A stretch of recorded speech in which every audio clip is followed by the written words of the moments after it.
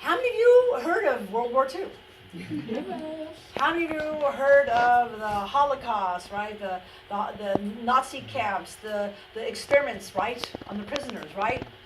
Out of that came the Nuremberg trials, right? The Nuremberg trials, World War II ended in 1945. The victorious Allied powers enacted the International Military Tribunal on November 19, 1945. As part of the tribunal, a series of trials were held against major war criminals and Nazi sympathizers holding leadership positions in political, military, and economic areas. The first trial conducted under the Nuremberg Military Tribunals in 1947 became known as the Doctors' Trial, in which 23 physicians from the German Nazi Party were tried for crimes against humanity for the atrocious experiments they carried out on unwilling prisoners of war.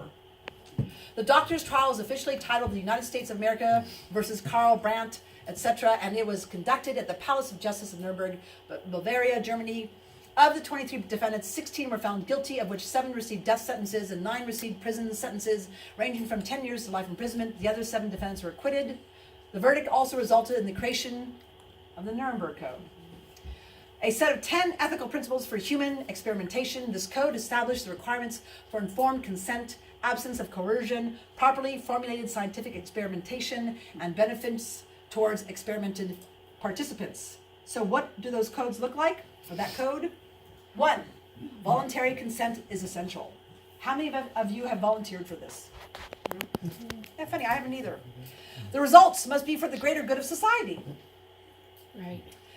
Should be based on previous animal experimentation, which should be conducted by avoiding physical, mental suffering and injury.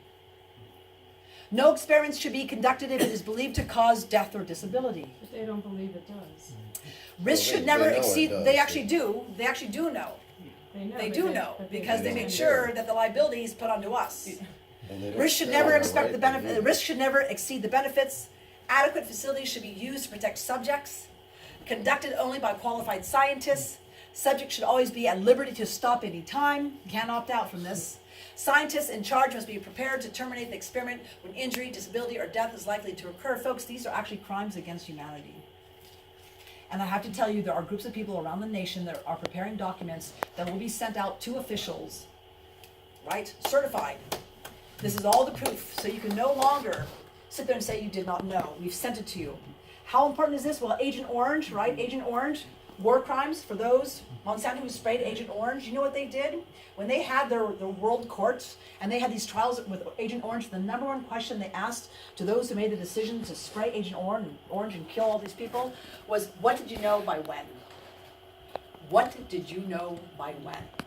So when you send this information to your elected officials and heads, CEOs of telecoms, right, like this, you send them a packet of information. It's well documented, right? It's certified. You know they've received it. They can no longer sit there and say they did not know. They can't do that. These are crimes against humanity. Again, we're under the biggest biological experiment ever on this planet, and it is without our consent and most of our knowledge. And of course, they're